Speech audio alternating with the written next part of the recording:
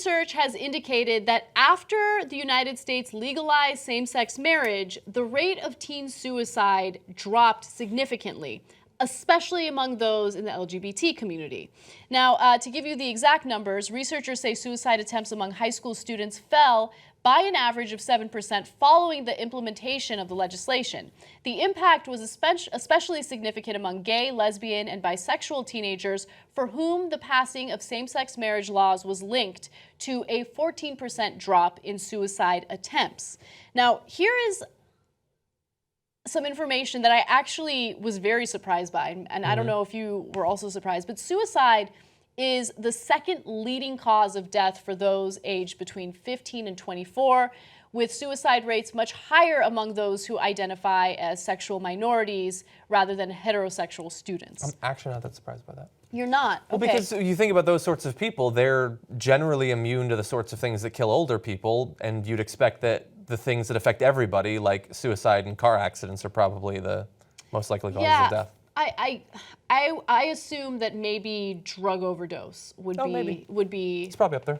The second reason. I think car crashes is the first reason. I have to look into that though. But again, second leading cause of death among young people in this country is suicide. Well, that is really interesting. So the 14% amongst people who, at least at that age, identify as LGBT, obviously very good news, and you might expect it. It's a big legal sign that the country is becoming a little bit more equal.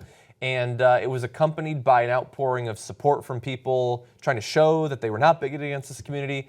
I'm surprised by the 7% of those who are not part of the community lower. I wonder what the link is there. Yeah, I don't know what the link is. And by the way, so this... Or if there is a link. Yeah, so this shows... This research does show correlation, okay? So every time we do stories like this, like, oh, does it show causation? Yes, we know that.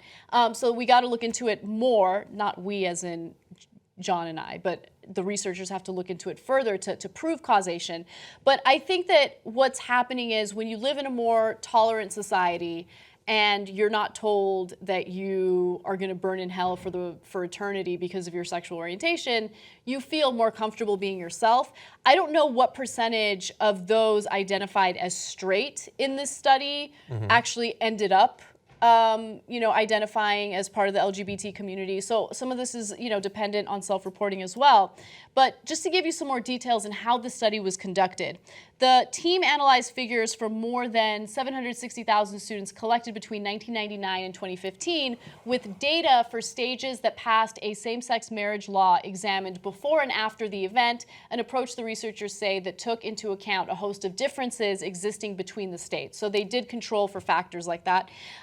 Now, there was no drop in suicide attempts found in states that did not enact same-sex marriage laws, right? So, yeah, isn't that interesting? I mean, I'm assuming they're saying once you account for various other things, because the idea that in none of the other states was there any change in the amount of suicide that was going on seems hard to believe. Yes, they did. They did control for that. So I think it's common sense, and we didn't even necessarily need a study to prove that this would be the outcome, but I'm glad that they did it to show that, it's not just about allowing gay people to live the lives that they want to live. It's about the kind of impact and message that it sends to everyone in society. This ridiculous judgmental nature that we still deal with now, has such a negative impact on so many people. Yeah, and if you take this as one way that you can sort of reassure a community that things, I guess this is the slogan, but can get better, and that people do support you, and we can sort of see that culturally changing for this group, at least in some ways, and it has this good benefit there. Then on the one hand, when you have someone like Donald Trump and his supporters get into power, maybe they can't reverse same-sex marriage, but they can do a lot of stuff to potentially bring back some uncertainty to various communities, not just the LGBT community, although with Mike Pence there, that's one that I would worry about, but Muslim Americans, those who are undocumented immigrants, or the kids of those undocumented immigrants. And so we can worry about, if one thing can lower suicide rates, what effect does attacking other communities in a bunch of different ways have? And it's another reason why your activism and going to these protests and showing that you support these various groups can be incredibly important. Whether it actually stops the government from taking action or not, it can be reassuring to people across the country. Absolutely. And remember, for a lot of young kids, messaging that indicates that they're bad or that they're criminals or they're this or they're that, it turns into a self-fulfilling prophecy, right? Yeah. If society tells you over and over again that you're likely to be a criminal or you're likely to be a deadbeat or you're likely to be lazy, this or that, well, as a kid, that message does seep in into their mindset, and it could have an impact in their self-esteem, the types of goals they have, whether or not they have ambitions. So just keep all that in mind when, all that anti-immigrant propaganda is being thrown out there. Yeah, this is sort of a segue away from that, but some of the early psychological research I read showed the effect that teachers can have based on what they say to students, what they call students, because students are at a time when they're looking for an identity and they want to fit into a niche. They want to be an understandable component of a school.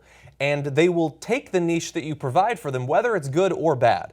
So if a teacher takes a student who acts poorly and doesn't pay attention and disrupts class and calls them the class clown, they will take that on as their identity. Yes. Even if it's not a good thing, and they will live up to that role that you give them. But if instead with the same kid you say, I really appreciate that comment you made in class, you're really incisive, that you really understand things. Yes. They'll say, oh shit, that could be my identity. That's such a good point. It's strongest for kids, but humans, regardless of what point in their life they're in, can be affected in this way. And so you can actually influence, this is a psychological trick, you can influence the people around you by doing this sort of thing, by the way. You know who's going to stop Trump, stop the establishment, stop the corruption? You are. You help us hire new investigative reporters, and we will unleash it on them. tytnetwork.com/go.